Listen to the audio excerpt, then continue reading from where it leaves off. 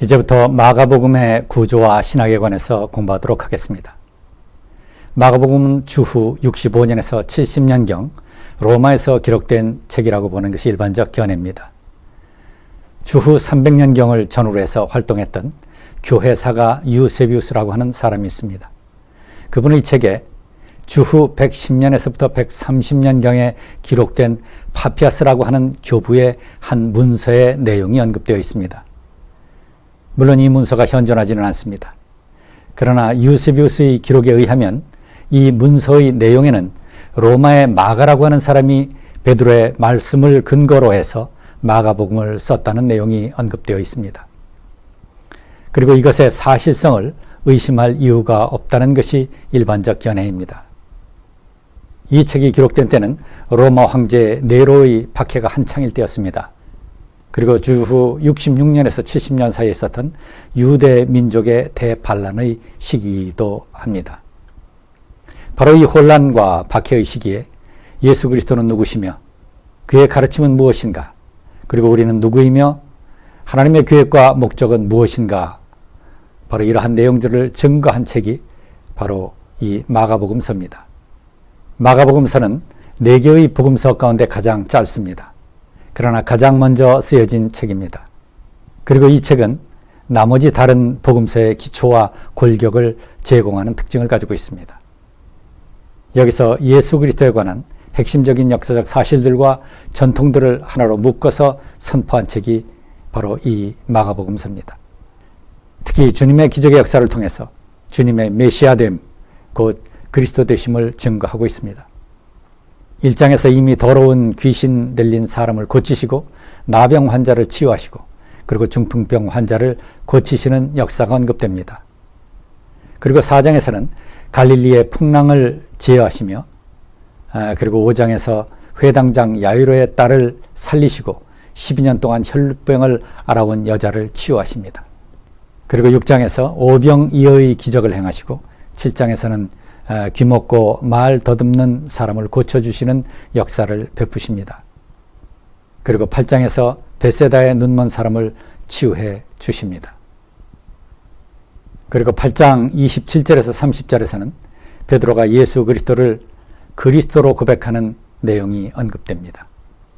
8장 27절 이하 말씀을 함께 보시겠습니다.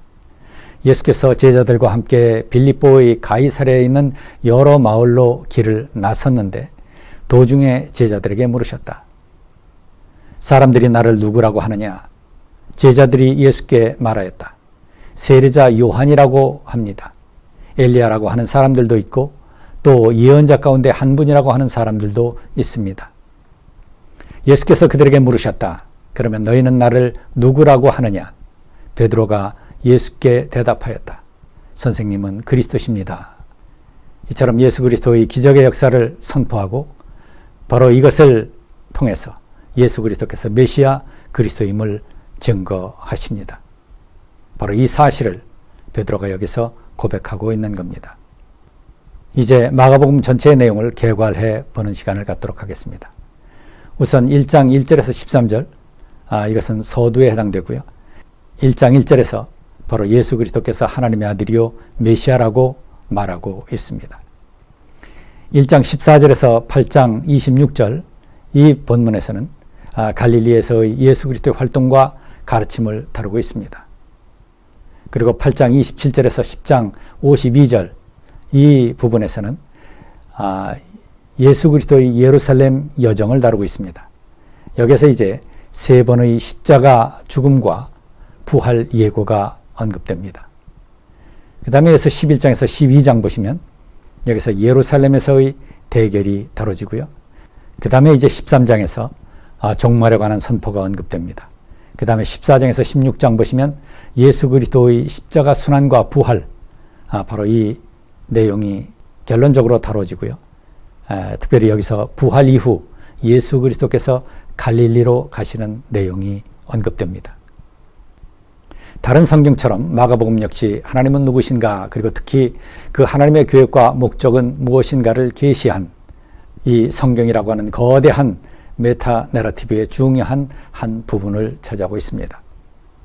여기서 특히 하나님의 아들 예수 그리스도는 누구신가에 초점을 맞추고 있습니다.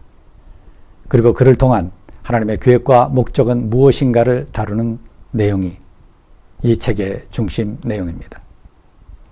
마가복음 1장 1절에서 예수님은 하나님의 아들이며 그리스도 메시아라는 사실이 선포됩니다. 예수 그리스도의 복음, 그의 새 복된 소식, 곧 그의 구원의 소식을 담고 있는 책이 바로 이 마가복음이라 이렇게 얘기할 수 있겠습니다. 바로 이 예수는 누구신가? 그 당시에도 예수님에 관한 여러 가지 많은 견해들이 있었습니다.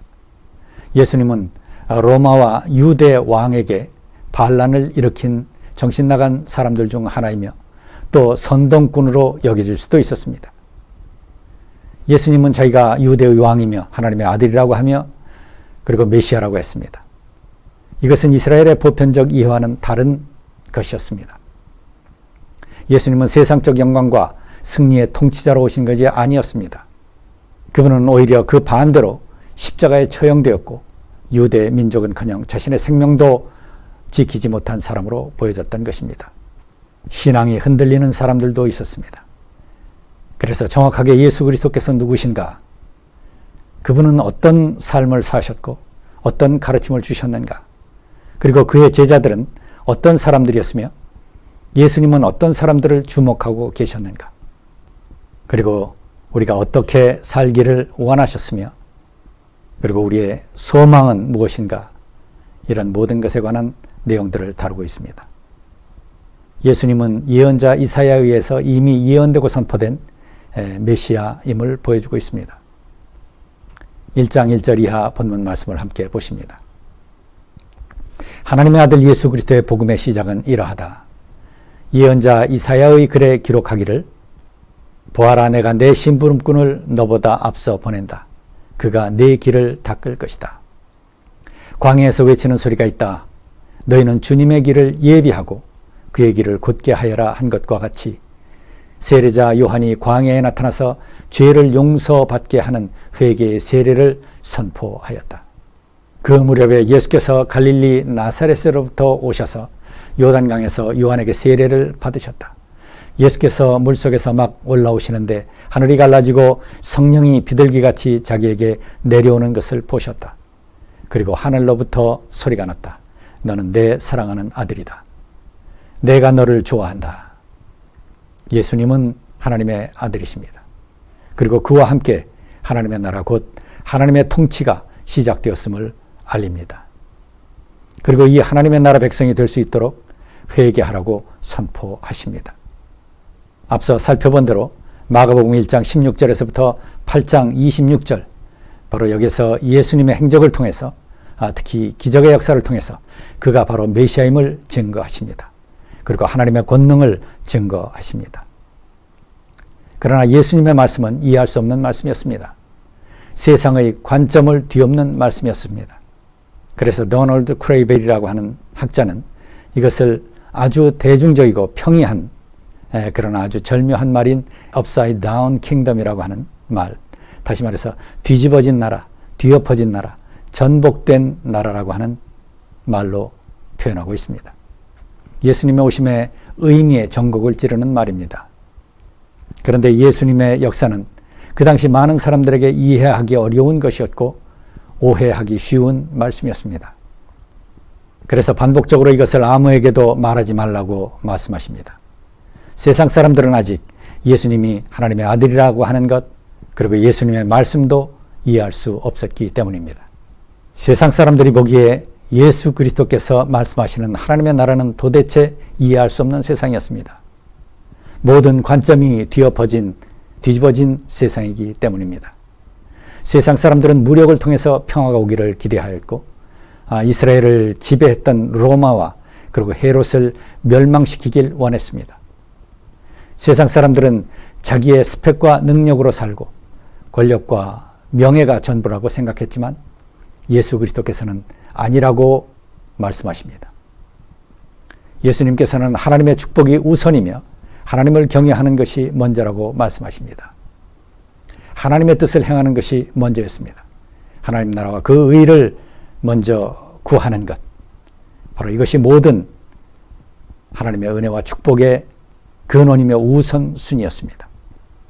세상 사람들은 안식일이 사람보다 우선한다고 말하지만 예수님은 사람이 안식일보다 우선한다고 말씀하십니다. 세상 사람들은 우리 눈에 보이는 것이 다라고 말하지만 예수 그리스도께서는 하나님의 나라, 영원한 생명, 영생의 나라가 인생사의 궁극적 목적이 되어야 한다고 말씀하십니다.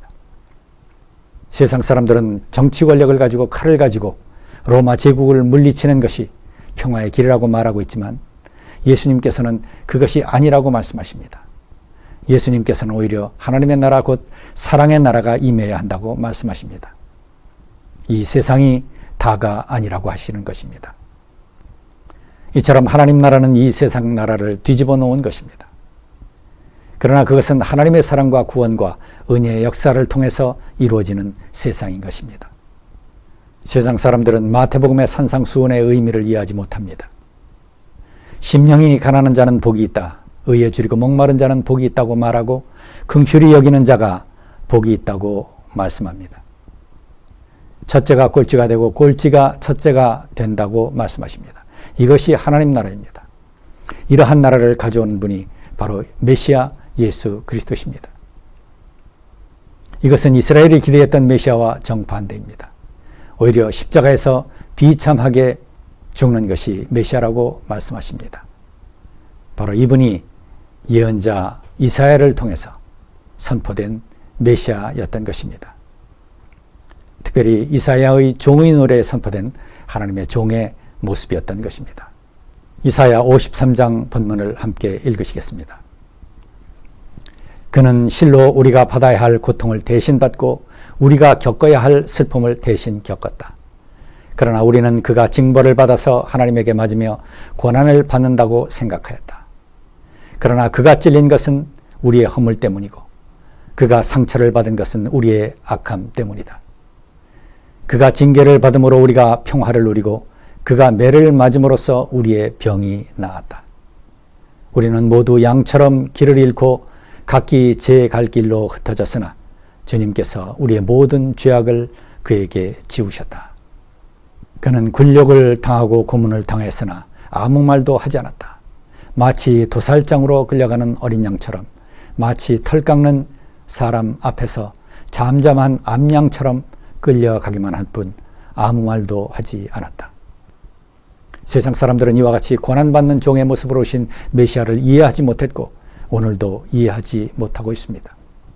그리고 실망합니다. 그리고 그를 거부하며 좌절합니다. 세상 사람들은 이것을 모릅니다. 이것을 이해할 수 없습니다. 특히 고정관념에 사로잡힌 사람들, 사고의 유연성이 떨어지는 사람들이 더합니다. 유대인들은 정치적 메시아를 기대했습니다. 그리스도의 제자들도 그랬습니다. 지금 말씀하시는 예수님의 말씀을 도저히 이해할 수 없었던 것입니다. 받아들일 수 없었습니다. 마가복음을 보시면 예수님께서 기적을 일으키시거나 특별한 말씀을 하신 후에 이것을 아무에게도 말하지 말라고 하십니다. 물론 사람들은 나가서 이것을 다 얘기하긴 했지만 예수님은 그들에게 이것을 비밀로 하라고 하십니다. 세상 사람들은 아직 이것을 수용할 마음의 자세가 되어 있지 않기 때문입니다.